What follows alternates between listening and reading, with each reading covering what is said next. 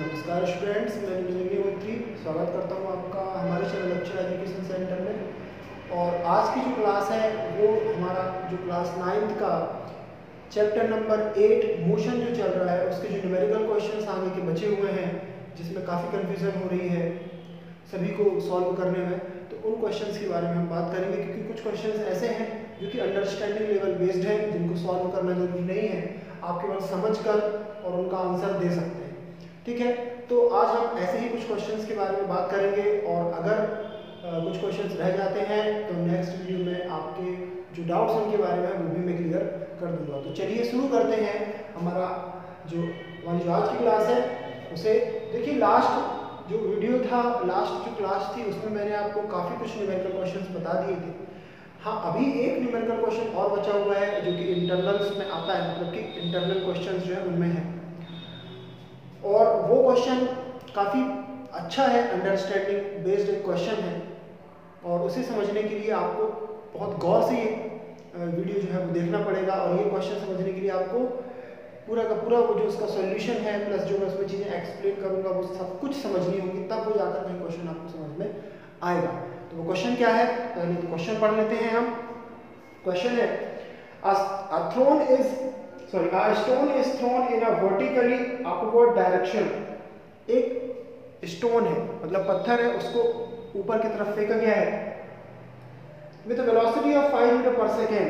किस वेलोसिटी से फेंका गया है उसको? 5 मीटर पर second. if the acceleration of the stone during the motion is 10 metre पर सेकेंड in downward direction। अब उस स्टोन का जो एक्सेलरेशन है वो 10 मीटर पर स्क्वायर सेकेंड है, किस डायरेक्शन में? डाउनवर्ड डायरेक्शन में, जब वो नीचे की तरफ मूव होने लगता है। तब what will be the height attained by the stone and how much time will it take to reach there. देखिएगा, बहुत ध्यान से समझिएगा, सॉल्यूशन बाद में करेंगे, पहले तो हम समझ लेते हैं। ये एक स्टोन है, हमने इसको ऊपर की तरफ अपवर्ड डायरेक्शन में जो है थ्रो किया।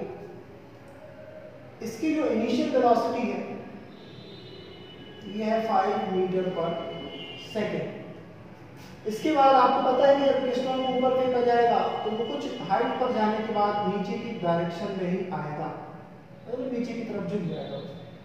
तो जब वो नीचे की तरफ आता है तो उसका एक्सेलरेशन हो जाता है 10 मीटर पर स्क्वायर सेकेंड। ये उसका एक्सेलरेशन दिया हुआ है, डाउनवर्ड डायरेक्शन में होता है, वो ऊपर से नीचे की तरफ आता है।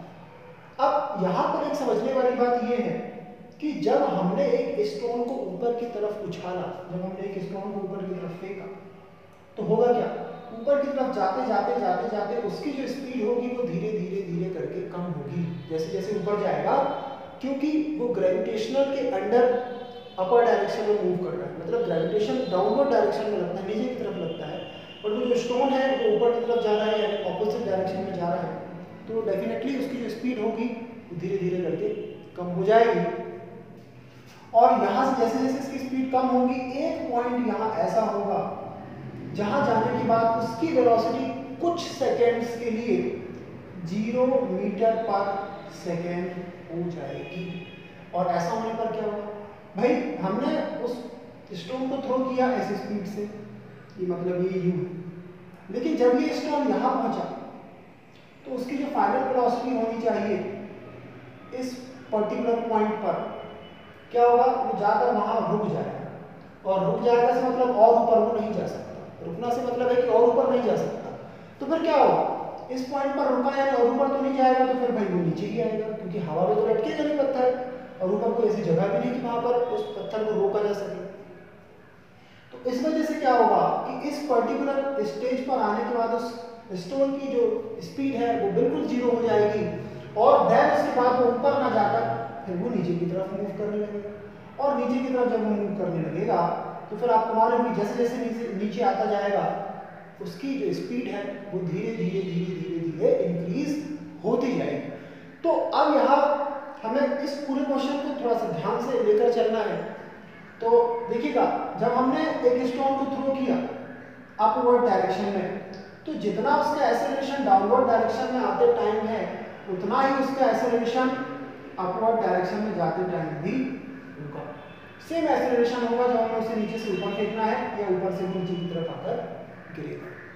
तो इस बात को आप ध्यान रखिएगा कि एक्सेलरेशन यही रहना है, चाहे वो ऊपर से नीचे की तरफ गिरे या नीचे से ऊपर की तरफ जब उसको फेंकेंगे तब। हालांकि यहाँ पर एक्सेलरेशन जो है वो धीरे धीरे धीरे करके कम होता जाएगा, क्यों? क्योंकि स्पीड भी कम होती जाएगी, लेकिन यहाँ पर जो एक्सेलरेशन है वो बढ़ता जाएगा, बट एटलीस्ट ये जो 10 मीटर पर स्क्वायर सेकंड दिया हुआ है ये इतना होगा ही। ठीक, चलिए अब हम आगे बढ़ते हैं। तो यहाँ पर आपको एक चीज देखने को मिली कि जब हमने स्टोन को ऊपर की तरफ फेंका है तो इसका एक्सेलरेशन 10 मीटर पर स्क्वायर सेकंड है। फिर इसकी जो वेलोसिटी है यानी इनिशियल वेलोसिटी है वो 5 मीटर पर सेकंड है, और इसका जो फाइनल वेलोसिटी है वो 0 मीटर पर सेकंड है। तो यहाँ पर फाइंड क्या करना है कि वो जो स्टोन है वो कितना ऊपर तक गया है और कितने टाइम में पहुंचा है। तो ये दो चीजें हमें फाइंड करनी है। तो ये चीज आप समझ गए होंगे। अब हम इसकी कैलकुलेशन कर लेते हैं, मतलब दोनों चीजें फाइंड कर लेते हैं। चलिए मैं इसको रफ कर दूंगा।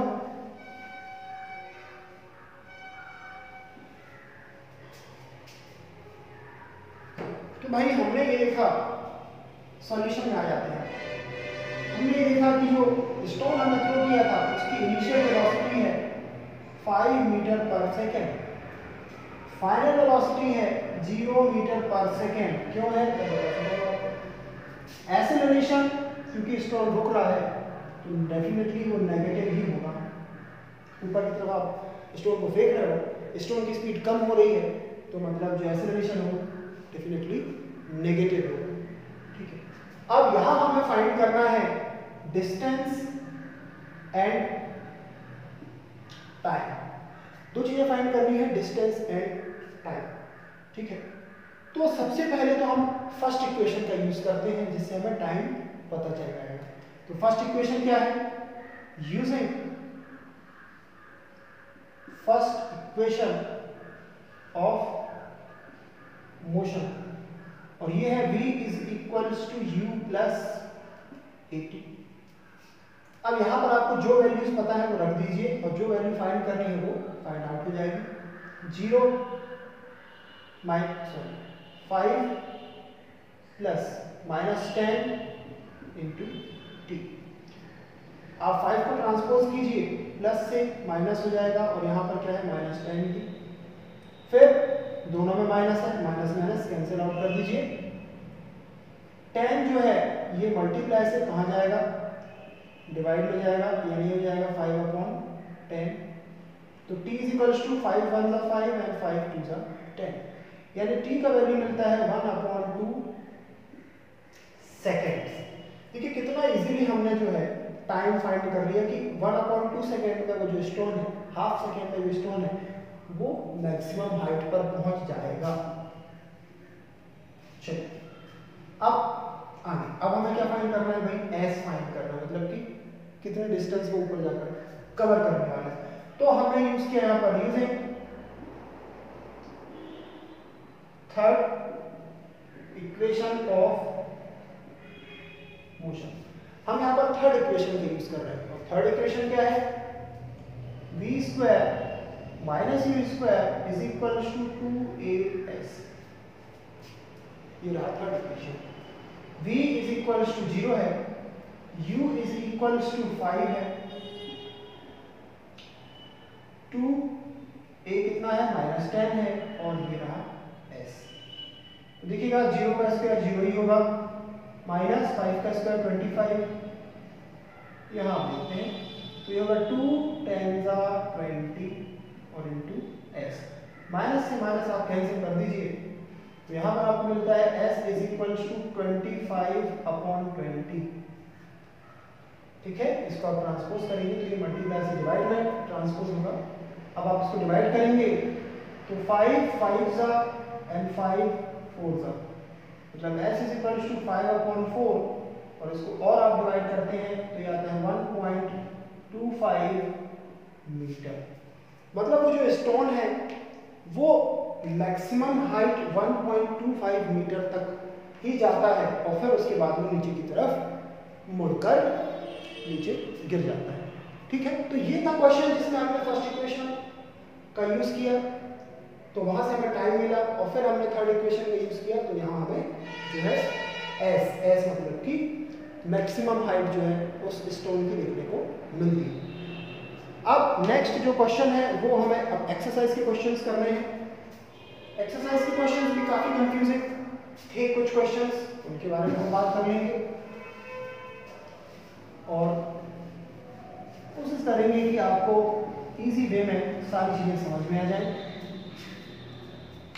अब यहाँ पर जो एक्सरसाइज की क्वेश्चन है उसमें फर्स्ट क्वेश्चन आप देखेंगे, इसमें लिखा हुआ है an athlete completes 1 round of circular track of diameter 200 metre in 40 seconds. मतलब एक सर्कुलर ट्रैक है, ठीक है, सर्कुलर मतलब कि गोल, और उसका डायमीटर है, सॉल्व कुछ चीजें जो इंपॉर्टेंट है वो लिख लेते हैं। डायमीटर ऑफ ट्रैक, ट्रैक का डायमीटर है भाई 200 metre, diameter for D is equals to 200 metre, time taken 40 seconds. अब एथलीट ने उस 200 डायमीटर वाले एक सर्कुलर जो ट्रैक है ना, उसको 40 सेकेंड्स में कवर कर लिया। तो अपन को ये बताना है कि वो कितनी डिस्टेंस कवर करेगा 2 मिनट्स 20 सेकेंड्स में, और कितना उसका डिस्प्लेसमेंट होगा वही 2 मिनट और 20 सेकेंड्स में, ठीक है। अब यहाँ पर आप देखिए हमें दिया हुआ है डायमीटर, और डायमीटर क्या होता है इसके बारे में बात कर लेते हैं। तो देखिए ये है एक सर्कुलर ट्रैक मान लीजिए, और ये यहाँ से लेकर यहाँ तक जो है ये डिस्टेंस, ये इसका डायमीटर है 200 मीटर, ये डायमीटर है इसका, ठीक है। ये जो हमें लेंथ दे रही है। अब डायमीटर की बात कर रहे हैं और हमें फाइंड करना है भाई इस पूरे ट्रैक की लेंथ, क्योंकि वो जो एथलीट दौड़ रहा है वो यहाँ ट्रैक में दौड़ रहा है, वो डायमीटर में नहीं दौड़ रहा है, ट्रैक में रनिंग कर रहा है। वो यहाँ से चलना स्टार्ट करता है और यहाँ पर आकर रुक जाता है, मतलब कि एक चक्कर जब लगाता है तो उसको 40 सेकेंड्स लग जाते हैं। तो हमें तो पहले ये पता करना है कि वो जब एक चक्कर लगाता है तो एक चक्कर में कितनी डिस्टेंस कवर कर लेता है। तो आप लोगों ने एक चीज पढ़ी थी कि ये जो आउटर लाइन आपको दिख रही है, ये जो डिस्टेंस आपको दिख रही है टोटल, किसी भी पॉइंट से आप स्टार्ट करेंगे और उसी पॉइंट पर आकर रुकते हैं, तो ये जो एक पूरी सर्कुलर डिस्टेंस आपको दिख रही है इसे हम कहते हैं पेरीमीटर या सरकमफेरेंस ऑफ अ सर्कल। ये पूरा जो ट्रैक है, इस ट्रैक की जो लेंथ होगी उसे हम कहते हैं सरकमफेरेंस,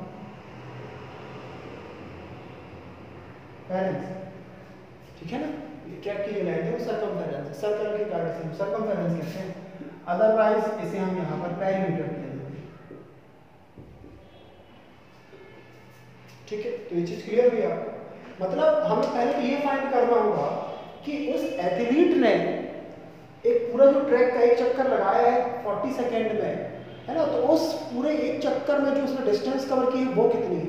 हमें यहाँ पर डायमीटर दिया है, हमें यहाँ पर डिस्टेंस नहीं दी है, तो पहले तो हम ये पता करें कि भाई वो ट्रैक की लेंथ कितनी है, ठीक है। तो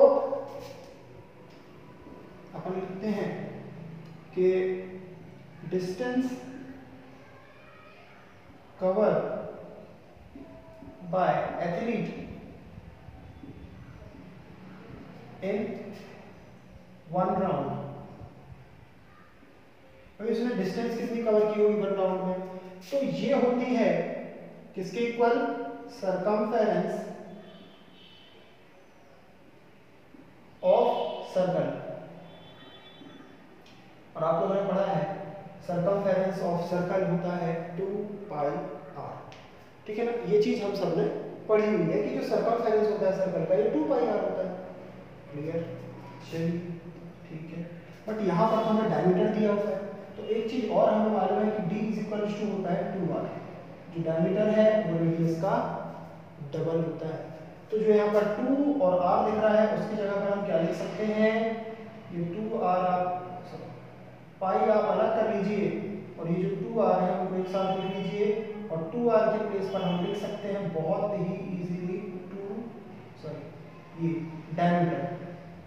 तो इसका मतलब है कि उस जो एथलीट है उसने भाई पाई डी डिस्टेंस कवर की है और डी की वैल्यू कितनी है 200 मीटर। तो यानी उसने 200 पाई मीटर की डिस्टेंस जो है वो एक राउंड में पूरी की, और एक राउंड मतलब कि कितने टाइम में 40 सेकेंड में। अब ये तो 40 सेकेंड में तय की हुई दूरी है, हमें कितने टाइम में निकालना है। उसमें बोला है कि आप 2 मिनट्स और 20 सेकेंड के बाद उसने कितनी डिस्टेंस कवर की होगी और उसका डिस्प्लेसमेंट कितना किया होगा उसके बारे में बात कीजिए आप। तो ठीक है, उसके बारे में बात कर लेते हैं। तो 2 मिनट्स और 20 सेकेंड्स की बात है यहाँ पर।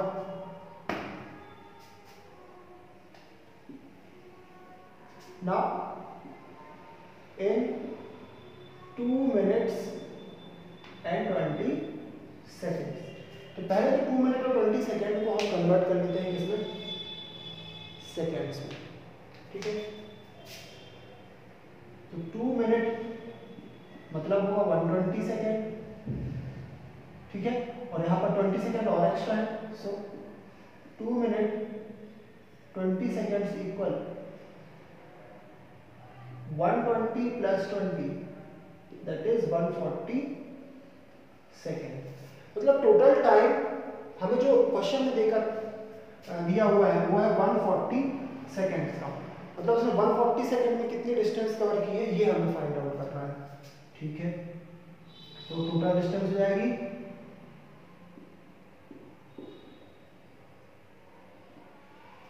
उसने 40 सेकेंड में कितनी डिस्टेंस कवर की है भाई 200 पाई।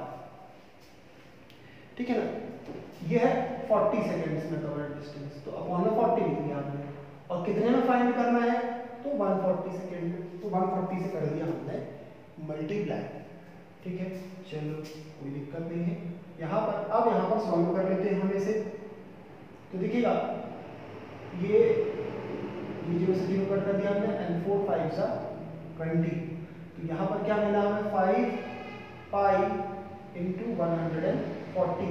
पाई की वैल्यू हम सभी को मालूम है, पाई इज इक्वल टू होता है 22/7। इसको पुट करने के बाद हम देखते हैं यहाँ पर 140 कि कट कर दें इसको, तो 7 2 40 और ये 0, और यहाँ पर क्या होगा 5 इंटू 5 ये 20 कर लीजिए और इंटू 22, तो 25 100 into 22 that is 22 into 100 2200 metre. यानी कि उसने जो टोटल डिस्टेंस कवर की है वो है 2200 मीटर की, और कितने टाइम के बाद 140 सेकेंड्स के बाद उसने 2200 मीटर की डिस्टेंस जो है वो कवर कर ली है। ठीक है, तो ये तो अभी हमने केवल क्या फाइंड की है डिस्टेंस। अब इन्होंने बोला है कि आप डिस्प्लेसमेंट भी फाइंड कीजिए। चलिए ठीक है, डिस्प्लेसमेंट फाइंड करने के लिए थोड़ा सा जो है आपको यहाँ ध्यान देना होगा।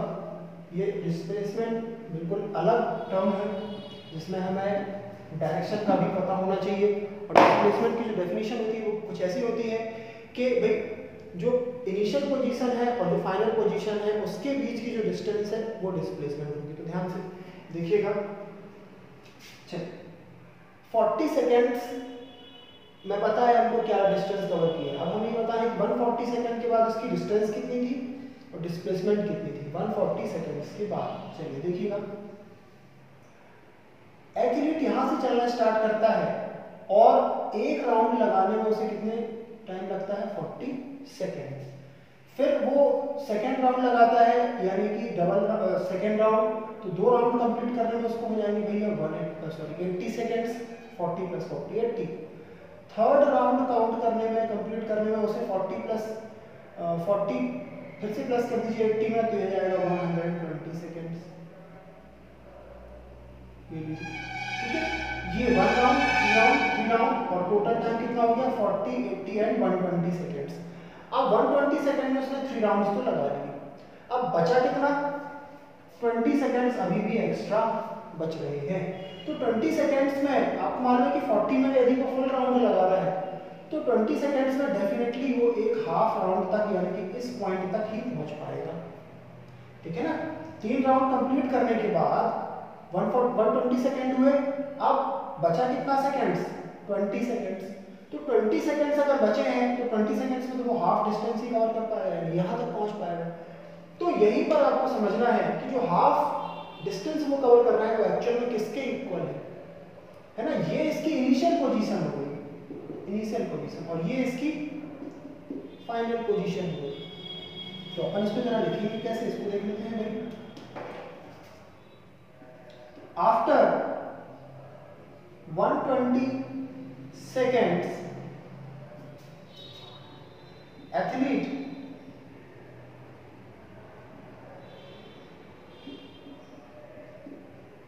covers 3.5 round.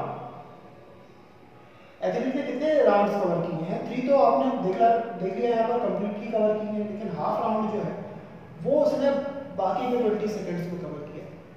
तो जो हाफ राउंड है डिस्प्लेसमेंट में केवल वही काउंटेबल है, बाकी उसने, क्योंकि क्या हुआ, डिस्प्लेसमेंट क्या होता है भाई, आप यहाँ से चलना स्टार्ट किया, आप यहाँ पहुंचे ना, चलिए ये आपका डिस्प्लेसमेंट है, ये आपका डिस्टेंस है। लेकिन आप यहाँ से चलना स्टार्ट करते हो और फिर मुड़कर आकर यहाँ पर आप आ गए, तो आपका जो डिस्प्लेसमेंट होगा वो केवल इन दोनों पॉइंट के बीच में होगा। आप यहाँ गए थे, यहाँ से फिर यहाँ आए, उससे कोई लेना देना नहीं है, वो डिस्टेंस होती है, डिस्प्लेसमेंट नहीं होता। ठीक है, ये चीज आपको समझना होगा। उसने 3 राउंड लगा लिए, अच्छी बात है, लेकिन उससे उसका डिस्प्लेसमेंट जो है मेजर नहीं होगा। उसका डिस्प्लेसमेंट मेजर होगा जो फाइनल उसका जो हाफ राउंड बचा है उससे। ठीक है, तो हाफ राउंड में हमने देखा in half round his position is equals to diameter। मतलब आप देखिए यहाँ पर इसका इनिशियल पोजीशन है, यहाँ पर इसका फाइनल पोजीशन है, और ये इन दोनों पॉइंट को अगर हम जोड़ देते हैं तो ये डायमीटर बन रहा है। ये देखिएगा ये डायमीटर बन रहा है। ठीक है, तो मतलब कि उसका जो डिस्प्लेसमेंट होगा वो एक्चुअल में किसके इक्वल होगा? डायमीटर के इक्वल होगा, है ना। तो हमने यहाँ पर लिखा so displacement is equals to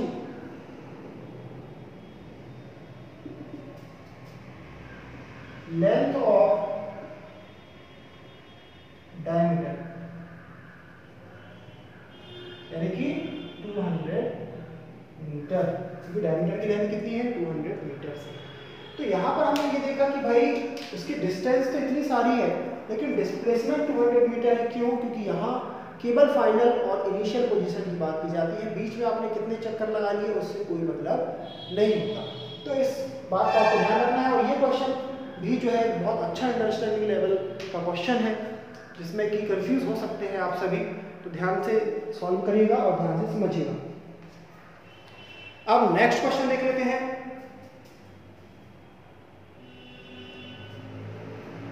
इसी तरह कर देता हूं।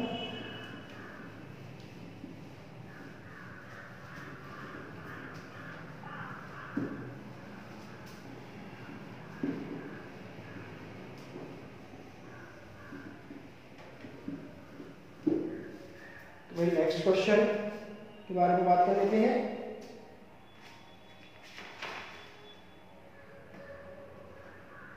देखिए नेक्स्ट क्वेश्चन काफी अच्छा क्वेश्चन है, और ये जोसेफ के बारे में क्वेश्चन है कि जोसेफ जो है वो जॉगिंग कर रहा है, और कहां से कहां तक? तो ये ए से लेकर बी तक जॉगिंग करता है, बिल्कुल एक स्ट्रेट लाइन है, जिन दोनों के बीच की दूरी डिस्टेंस कितनी दी है? 300 मीटर। फिर वो टर्न होता है यानी कि मुड़ता है, और फिर जॉगिंग करता हुआ 100 मीटर जो है वो बैक सी पॉइंट पर आ जाता है। तो देखिएगा जोसेफ ने ए पॉइंट से जॉगिंग करना स्टार्ट किया और वो बी पॉइंट तक गया। ठीक है ना, उसने कितना डिस्टेंस कवर किया? 300 मीटर। चलिए अब वो वापस होता है और यहां से यहां तक आता है, यानी कि सी पॉइंट तक आता है, और इस बीच उसने कोई डिस्टेंस कवर करनी है 100 मीटर।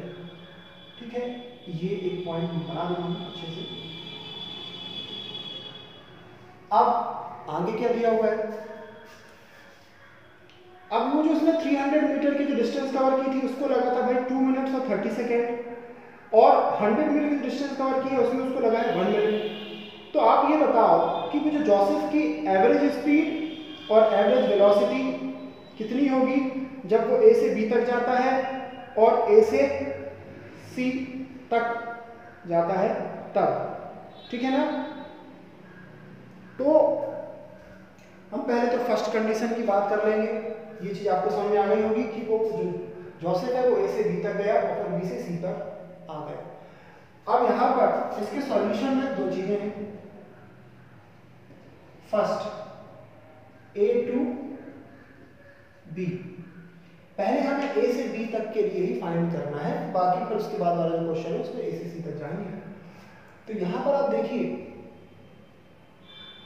ए से बी यानी ए से बी, अभी सी हम हटा दे रहे हैं क्योंकि सी का यहाँ पर अभी इसमें कोई जिक्र नहीं है, सी का यूज अभी नहीं कर रहे हैं। तो पहले हम डिस्टेंस फाइंड करेंगे, एवरेज स्पीड फाइंड करेंगे। हम डिस्टेंस है 300 मीटर और टाइम कितना लगा उसे, टाइम उसे लगा है 2 मिनट्स और 30 सेकेंड्स का।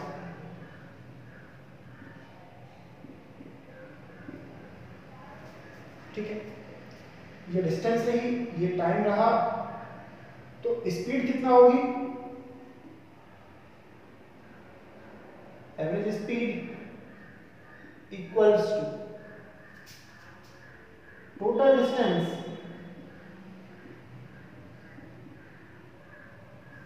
Upon total time. ठीक है ना, ये फॉर्मूला है एवरेज स्पीड के लिए।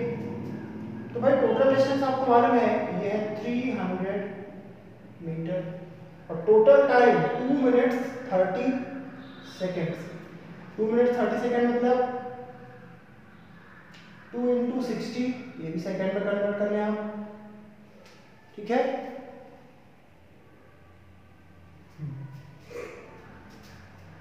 अब देखिए कितना होगा 300 और यहाँ पे 260 या 120 प्लस 30,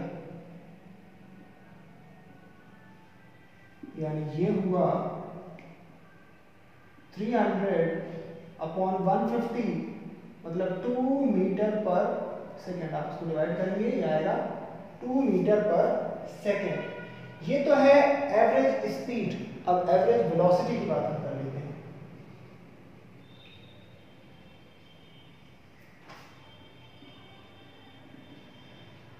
तो एवरेज वेलोसिटी होती है डिस्प्लेसमेंट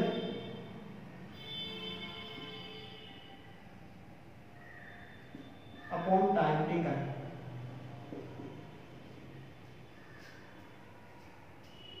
तो यहां देखिए जोसेफ ए से चलकर बी तक पहुंच जाता है। ठीक है, ए से चलकर बी तक पहुंच जाता है, बस यही उसका डिस्प्लेसमेंट भी है। वो पीछे मुड़कर नहीं आ रहा है, हमसे केवल बोला है कि ए से बीच के बीच की बात करना है आपको। तो ए से बी के बीच में जो डिस्टेंस है वही डिस्प्लेसमेंट है, यानी कि 300 मीटर डिस्टेंस भी है और 300 मीटर डिस्प्लेसमेंट भी है। तो भाई ये भी 300 मीटर होगी और टाइम भी 150 सेकेंड्स का ही होगा। तो आप इसको डिवाइड करेंगे तो एंड आंसर आपको मिलता है 2 मीटर पर सेकेंड। यानी कि फर्स्ट जो कंडीशन है ए से बी तक के लिए, उसमें हमको जो एवरेज स्पीड और एवरेज वेलोसिटी मिलेगी वो सेम होगी 2 मीटर पर सेकेंड, 2 मीटर पर सेकेंड। अब सेकेंड कंडीशन जिसमें उन्होंने हमें अब यहाँ पर ए टू बी की जगह पर दे दिया है ए टू सी, और ए टू सी के बीच की डिस्टेंस है भाई 100 मीटर्स। अब यहां समझने की बात है आपको, टोटल डिस्टेंस उसने कवर की है, ए से बी तक गया तो 300 और फिर यहां से 100 और आ गया, यानी कि 300 प्लस 100 मतलब 400 मीटर्स। टोटल टाइम उसको लगा है 2 minutes 30 second plus 1 minute extra. क्यों? क्योंकि यहां तक गया तो 2 मिनट 30 सेकेंड, फिर यहां से फिर सी तक आया तो 100 मीटर्स, यानी कि टोटल उसको टाइम लगा है 2 मिनट 30 सेकेंड प्लस 1 मिनट, यानी कि यहां पर मैं डायरेक्टली यहां पर इसको क्या लिख दूं 3 मिनट्स और 30 सेकेंड्स, क्योंकि 1 मिनट जो है वो और ऐड होगा। तो अब यहां पर हो गया भाई टोटल डिस्टेंस हो गई 400 मीटर और टोटल टाइम हो गया, यहाँ पर आप 3 मिनट्स और 30 सेकंड ले रहे हैं तो इसको आपको ऐड करना होगा। तो ये देखिए कितना हो गया, ये तो हो गया 400 और ये हो गया 180 प्लस 30, मतलब 400 प्लस 210 और यहाँ पर आपने 0 से 0 कट किया। जो आप डिवाइड करते हैं 21 से 40 को तो ये समथिंग 1.9 मीटर पर सेकेंड आंसर आता है, ठीक है ना। तो ये क्या निकल कर आती है, ये है भाई एवरेज स्पीड, जो कि नॉर्मली हमने फाइंड कर ली टोटल टाइम टोटल डिस्टेंस रख कर। लेकिन जब हम एवरेज वेलोसिटी की बात करते हैं तो ये बिल्कुल चेंज हो जाता है सिनेरियो, और कैसे चेंज हो जाता है इसके बारे में अब आपको समझना है ढंग से। देखिए जोसेफ है वो ए से बी तक गया, ठीक है, अच्छी बात है, लेकिन वो बी से फिर मतलब कहाँ पहुंच गया भाई सी, मतलब हमें अब बी से कोई मतलब नहीं है, हमें केवल 2 पॉइंट से मतलब है, वो है ए और सी। इन दोनों के बीच की जो डिस्टेंस होगी वही हमारा डिस्प्लेसमेंट होगा। हमें ए बी और सी से कोई लेना नहीं है, केवल मतलब है ए और सी से बी तक गया, ठीक है, लेकिन डिस्प्लेसमेंट जब होती है तो केवल जो मेन पॉइंट्स है उनकी बात होती है, बाकी बीच में आगे पीछे नीचे कोई भी पॉइंट है वो नहीं देखा जाता, केवल इनिशियल और फाइनल बस, ठीक है। तो डिस्प्लेसमेंट कितना होगा, यहां तक 300 था पूरा, लेकिन ये 100 और कम हो गया, तो देखिए ये 100 और ये 200, ये 300 होता, तो ये तो आप हटा दीजिए, तो बचा कितना 200 मीटर्स, यानी कि भाई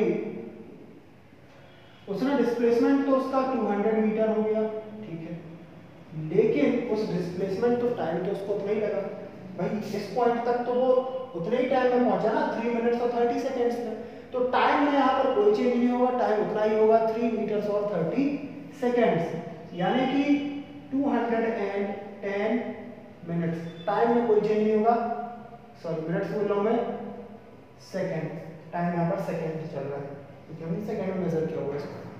अब इसके बाद आप जब इसको डिवाइड करते हैं तो 0 से 0 काट दीजिए, और 20 को 21 से आप जब डिवाइड करते हैं तो ये समथिंग 0.9 मीटर पर सेकेंड के आसपास आपकी एवरेज वेलोसिटी आपको देखने को मिलती है।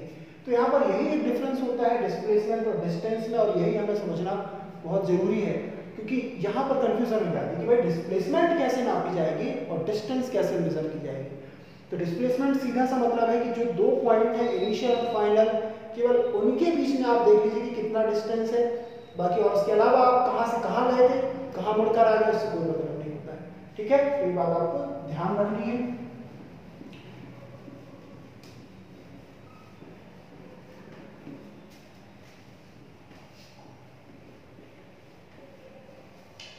चलिए एक और क्वेश्चन हम कर लेते हैं, क्योंकि वीडियो बड़ा हो रहा है, तो एक और क्वेश्चन कर लेते हैं, उसके बाद नेक्स्ट क्लास में मैं आपको जो है बाकी के जो क्वेश्चंस बचे हुए हैं उनको बता दूंगा।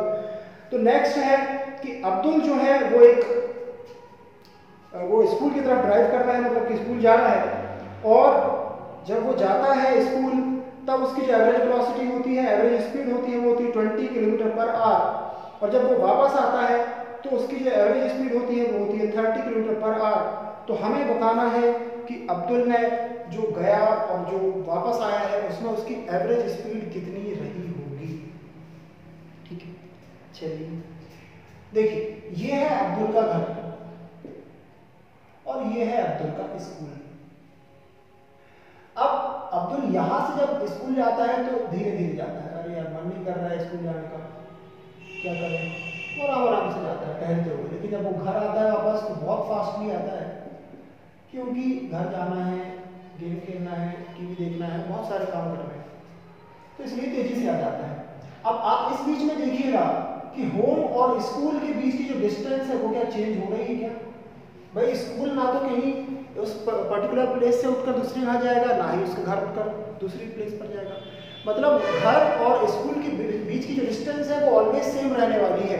तो हमने ये माना कि भाई जो घर और स्कूल के बीच की डिस्टेंस है वो x मीटर या x किलोमीटर, क्योंकि यहाँ किलोमीटर की बात हो रही है तो x किलोमीटर है, ठीक है ना।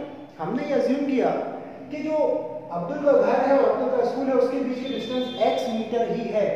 जब वो जाता है तब भी x है, जब वो लौट कर आता है तब भी x ही रहती है, बदलती नहीं है, ठीक है। तो देखिए अब अपन सॉल्व करते हैं इसे।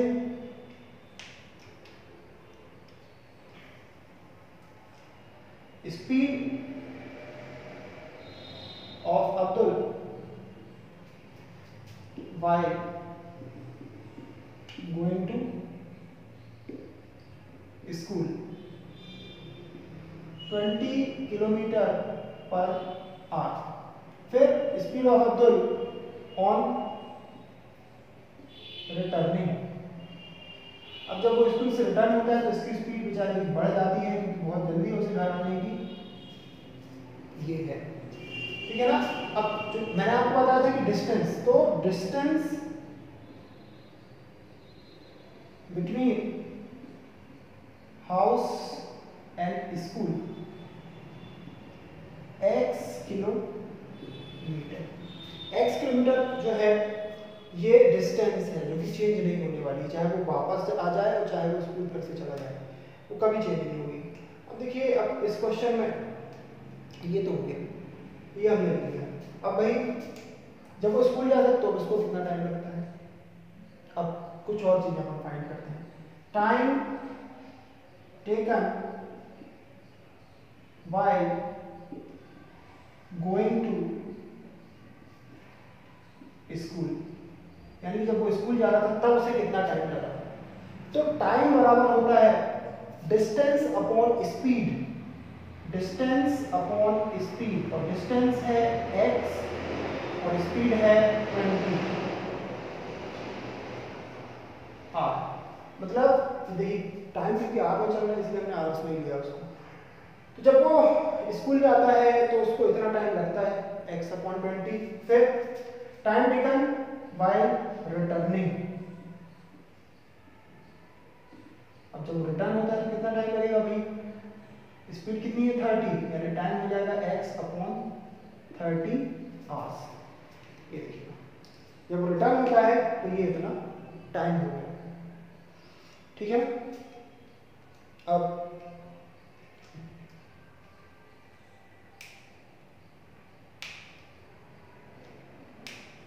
हमें यहाँ पर फाइंड करना है कि उसकी एवरेज वेलोसिटी कितनी होगी, ठीक है।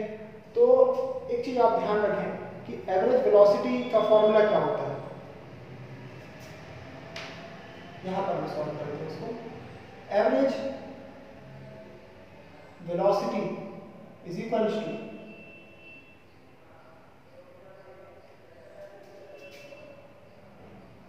एवरेज वेलोसिटी होता है यानी कि टोटल डिस्प्लेसमेंट, एवरेज वेलोसिटी नहीं पूछा है यहाँ पर हमसे, एवरेज स्पीड पूछा है इसने। एवरेज स्पीड देख लीजिएगा, total distance upon total time, ठीक है ना। तो ध्यान से देखिएगा टोटल डिस्टेंस, टोटल डिस्टेंस मतलब जब वो स्कूल से घर आएगा और घर से स्कूल जाएगा, यानी कि जब घर से स्कूल जाएगा तो x मीटर, फिर स्कूल से घर आएगा तो x मीटर, यानी कि इस तरीके से। फिर टोटल टाइम, जब घर से स्कूल जाता है तो टोटल उसको टाइम लगता है x अपॉन 20, और जब वो स्कूल से घर आता है तो उसे टाइम लगता है x अपॉन 30। वहां पर अपन ने सॉल्व किया हुआ इस चीज को।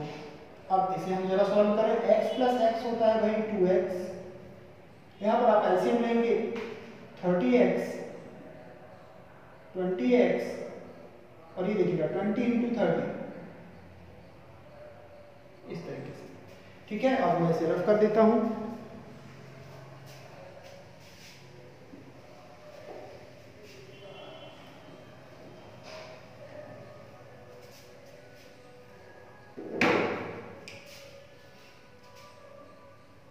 देखिएगा ये जो वैल्यू है ये उठकर आ जाती है ऊपर, ये डिवाइड की वैल्यू है, और जब हम इसे रेसिप्रोकल करते हैं तो ये ऊपर आ जाती है, तो ये होता है 2x इंटू 20 इंटू 30 और अपॉन में क्या है 30 प्लस 20, यहाँ पर भी x है, 30 प्लस 20 होता है 50x। इस तरीके से देखिएगा x से x आप कैंसिल कर सकते हैं, तो बचा क्या, ये 0 से 0 भी कट कर दीजिए आप, बचा क्या 2 इंटू 20 इंटू 3 अपॉन 5, और 5 से आप 20 को जब कैंसिल करेंगे तो 5 4 जा 20, यानी कि एट द एंड हमें मिलता है 2 इंटू 4 इंटू 3 और इनका जब आप मल्टीप्लाई करते हैं तो आपको मिलता है 24, और क्योंकि हम एवरेज स्पीड की बात कर रहे हैं तो किलोमीटर पर आवर, मतलब भाई हमें जो है उसकी एवरेज स्पीड देखने को मिलती है 24 किलोमीटर पर आवर, मतलब कि एवरेज स्पीड समझ गए आप, जब वो स्कूल से घर जाएगा या घर से स्कूल जाएगा तब उसकी जो वेलोसिटीज़ हैं वो अपनी जगह पर, लेकिन उसकी जो एवरेज वेलोसिटी होगी दोनों को जो मिक्स करने वाली है तो वो कितनी है 24 किलोमीटर पर आवर। और ये कैसे फाइंड की हमने, ये आपने देखा। तो इस चीज़ को आपको ध्यान रखना है क्योंकि ये न्यूमेरिकल क्वेश्चंस काफ़ी इंपॉर्टेंट होते हैं और काफ़ी कंफ्यूजिंग भी होते हैं। अंडरस्टैंडिंग बेस्ड क्वेश्चंस हैं, समझ कर ही किए जा सकते हैं, ऐसे ही नहीं कर सकते हम, यदि रट लें और कर लें बिल्कुल भी ऐसा नहीं हो सकता। तो अभी के वीडियो में और अभी की क्लास में फ़िलहाल इतना ही, नेक्स्ट क्लास में हम बात करेंगे और जो क्वेश्चंस बचेंगे उनके बारे में, और देन उसके बाद फिर हम इसके बाद वाला चैप्टर भी बहुत अच्छे से सॉल्व करने की कोशिश करेंगे। तो अभी के लिए फिलहाल इतना ही, मिलते हैं नेक्स्ट क्लास में।